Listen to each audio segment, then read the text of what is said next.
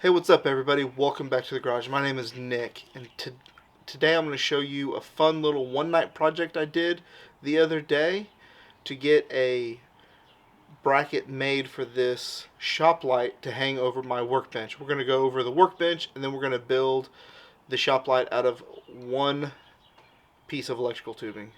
So let's dig into it. Alright, we're going to start up top here. DeWalt cold cut saw. It looks like a regular miter saw, but it is actually a specialty metal chop saw. It's got an Evolution blade on it. I picked this up on Marketplace a few years ago.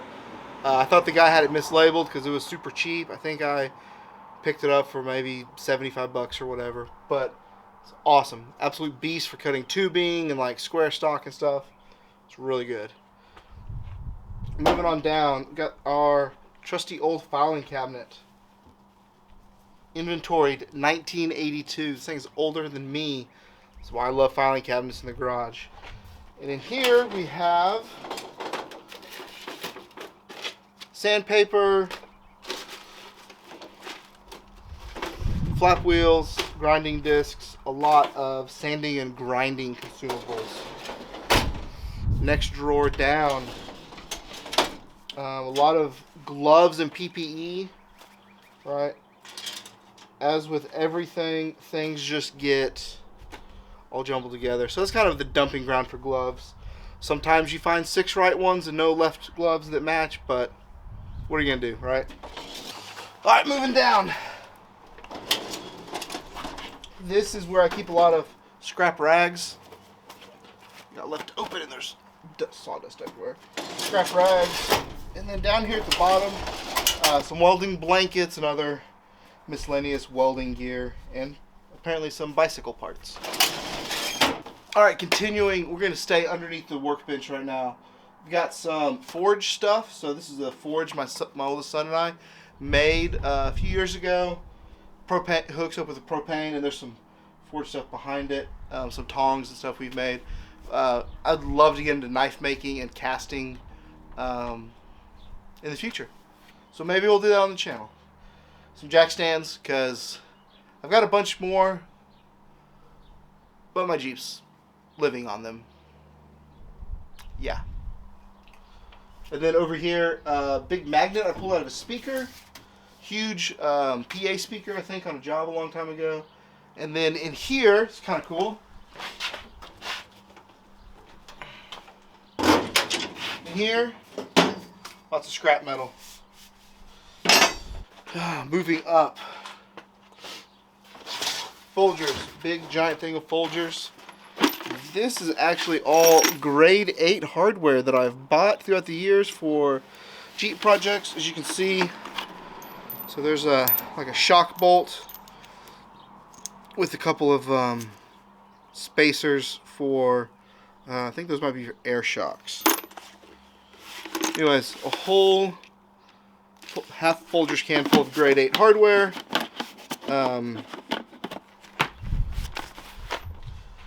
It's all going to get organized into this thing later.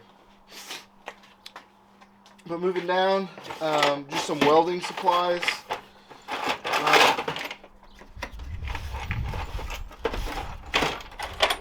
And stuff like extra welding tabs for shocks and stuff. So here's one. Here's a long tab for a shock. Then moving over, since I suck at welding, I've got a couple grinders on standby, clamps, hammer, grinding hoods, and welding glasses.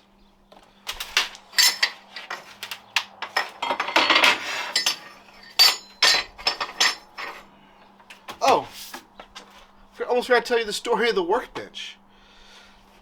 So way back a long time ago, when I worked in commercial construction, we were redoing this old-timey school and turning it into condos. The school was built 1910, I think, and we turned it into, I don't know, 80-unit condo building. And that was probably 2014, maybe 2015-ish. And so there's a screw up on the ordering, first off. That's how I got these doors. and they didn't have the correct doors ordered in time, and because they were a custom width and they had to be 1 hour fire rated and all sorts of stuff. So we ended up getting these blank door slabs, cutting them to width, right? So cutting some off of it, cutting them to width, putting the hinges on, cutting doorknobs in, all so people could move in, because there was a screw up with the project manager and they didn't order the doors in time and they were a special item. So when the red doors did come in months later after these people had moved in, we ended up painting those and installing those. But that meant there were lots and lots of 1.5 inch solid core fire doors left over. I grabbed a couple of them and cut one of them in half to make this desk. No idea what happened to the other one. I think I gave it to a friend for another desk for him. Not desk, workbench top. So that's the solid core door. That's where I got this from. And then it's just a piece of 1/4 inch plate on top that I drilled and countersunk some screws into. And then for the legs, this is all 2 inch quarter wall pipe. That same school had a auditorium with a stage and a balcony. Well, none of the balcony hand railing was up to code, because that stuff was from, like, I don't know, the 30s or 40s probably. So when we demoed all that, I took a truckload of that crap home too, and ended up making my table, my workbench legs out of it. This is like 2 inch quarter wall, super heavy duty pipe, and this is actually the color it was. All I did was grind off, and you can see it had been painted a couple times. So old-timey school paint.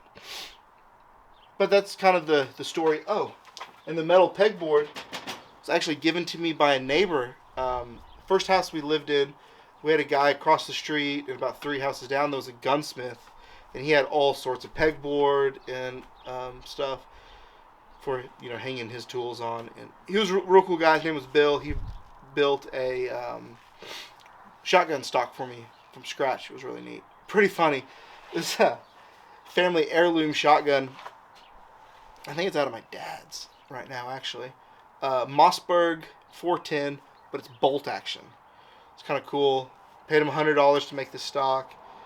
And when I got done, I asked him, "Hey, Bill, what's this gun worth now?" And he said, "Oh, about $100." And I was like, "Oh, okay, thanks." So, let's talk about the plan. The plan is to somehow, tonight, get this light suspended underneath the garage door, about here, 22 inches off the wall. And this is a 4-foot shop light. Then we go from here down, 190 bend out, a 90 bend this way, 90 back, and 90 up. Yeah, we can make this happen. I'm sure of it. Okay, so we're going to draw this isometrically. So if you've got a piece that comes up here, a piece that comes down, a piece that comes over, a piece that goes like that. Ooh, so say that's 12 inches, say that's 24 inches. So this is 48 inches, so this is 24 inches, and so this is 12 inches. Boom! Alright, and say these are 90s. All right corners. So 3, 6. So we could make this all out of a single 10-foot piece, but I don't think I have any full pieces. Alright, and a shocking discovery, I found a full piece. It's look at that, 1/2 inch by 10 feet. Just flip upside down so you can read that.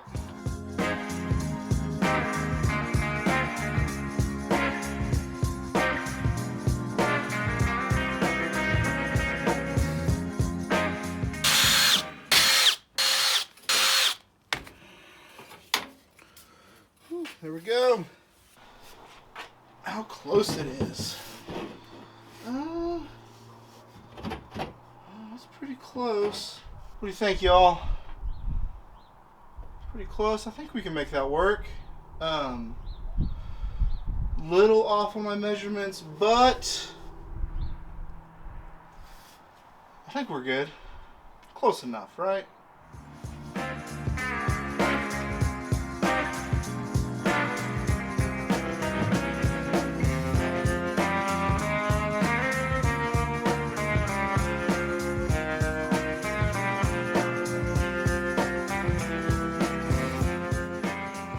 I got some of the other lights moved around because one of the really cool features about these new shop lights is, I don't know if you can see that, but there's a plug on the end.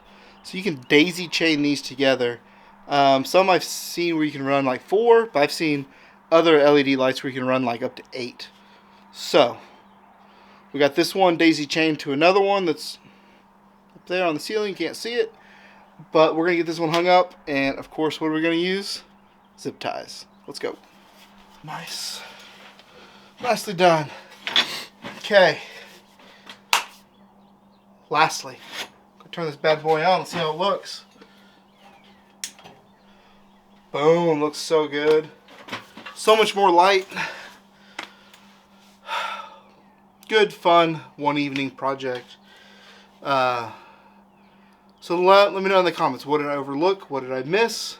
What's your favorite style of workbench? Do you have a wood top workbench? Do you have more of a welding and grinding workbench like this one? And if there's any shop products you need, I'll post some affiliate links down in the description for stuff like this. These have been really cool. I bought these 5 or 6 years ago when I did a lighting upgrade in here, and they have been great. They're super energy efficient, and I really enjoy them. So, see y'all next time, and let me know what you think down in the comments.